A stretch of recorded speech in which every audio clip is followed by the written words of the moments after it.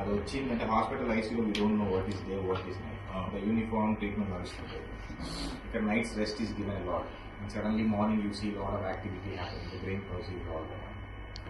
దాంట్లో కొంచెం eye opening పెరుగుతుంది, కాన్షియస్నెస్ పెరుగుతుంది. So then we slowly put in taking down to therapy hall, wall and workout with exercises. So this slow gradual process, కానీ results are nowadays good.